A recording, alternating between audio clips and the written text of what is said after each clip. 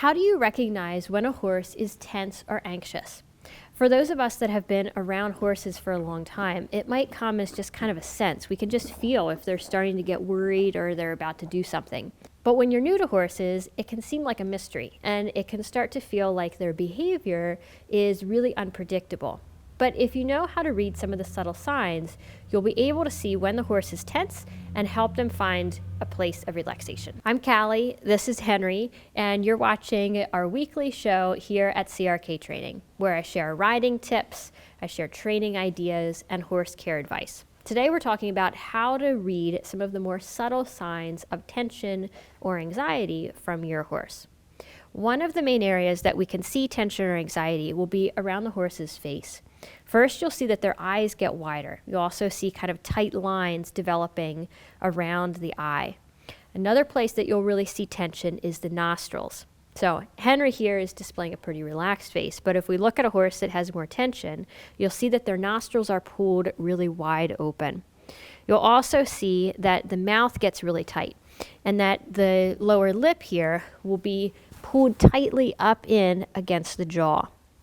You're also going to notice more tension in the ears. So most people have heard before that if a horse's ears go back, it means that they're upset, that they're displaying aggression or they're displaying a threat. But when we look for even more subtle movements than just ears going flat back, you'll see a horse that's relaxed. If they're in movement, will usually have just a little bit of movement to their ears. Their ears will have more of a soft expression, whether they're angled back listening to the rider, whether they're moving around taking in the surroundings, or if they're pricked forward. But when we have a horse that's displaying a higher degree of tension, those ears will be tight. The movements might be really fast, and the ears just look stiffer and tighter. We can also see tension as we look along the body.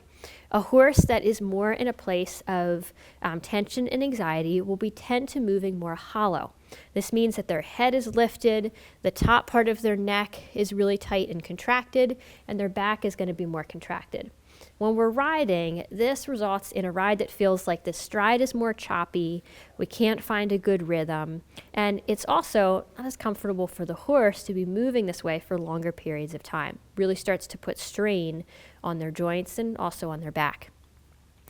When we have a horse that's just standing, for example, Henry here is giving us an example of a horse that's in a relaxed posture. He has a hind leg cocked, and he's standing in a way where he doesn't look like he's prepared to jump off and move at any moment. A horse that's in a higher degree of tension will look differently. They'll usually be standing with maybe a little bit of a wider stance. They won't have that hind leg resting, and they'll just look like they're ready to go somewhere at a moment's notice.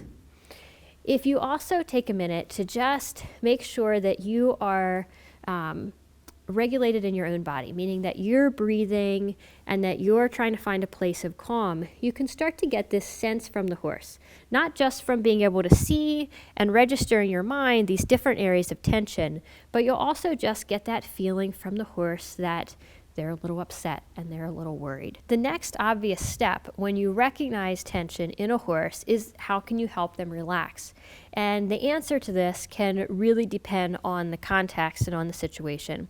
But one general rule of thumb is when you can get the horse moving in a rhythmic way, it's going to help with relaxation. So let's say you have your horse in the barn, you've maybe got him in cross ties, and you notice that he's really tense and tight.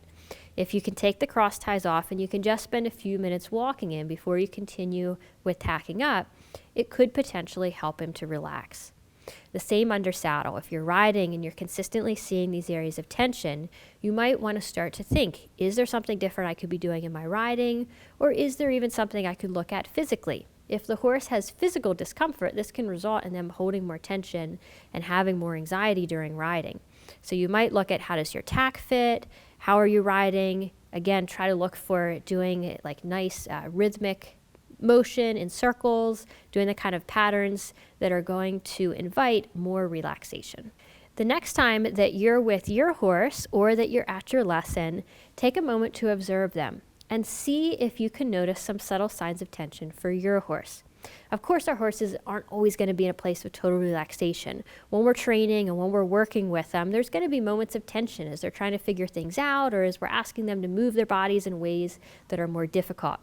But when you can get better at noticing that tension, then you'll become a better rider and a trainer, knowing when you can ask for things to be a little bit more difficult or when you need to back off and give the horse a break and do something that's a bit easier.